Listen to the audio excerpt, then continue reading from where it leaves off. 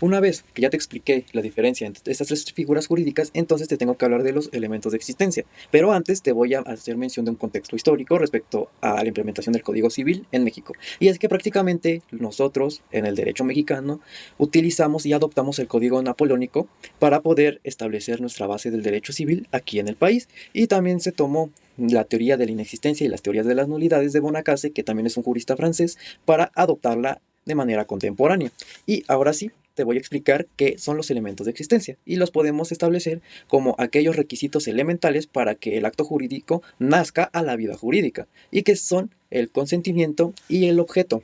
El consentimiento se puede entender como la manifestación de la voluntad, ya sea expresa o tácita, respecto del acto jurídico, y se va a dividir en dos. Estos se van a dividir como oferta o aceptación, pero prácticamente es el yo te doy algo y tú me tienes que decir un simple sí. Eso prácticamente son los dos elementos del consentimiento.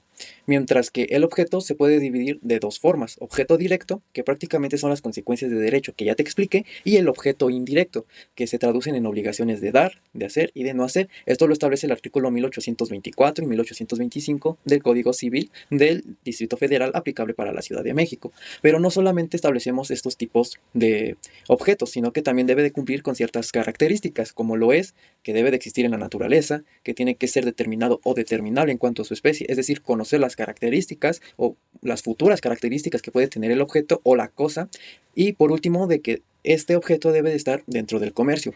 Hay un tercer elemento, pero no siempre se utiliza, que es la solemnidad, es decir, que es el cumplimiento de ciertas formalidades dentro del acto jurídico. Pero digo que no siempre se toma porque no todos los actos jurídicos necesitan de la solemnidad, y porque hay otro elemento, que estos van por parte de los elementos de validez, que es la forma, que prácticamente cumple con el objetivo de la solemnidad. Es por eso que casi no se utiliza el término de la solemnidad, y por lo tanto nada más hay dos elementos de existencia.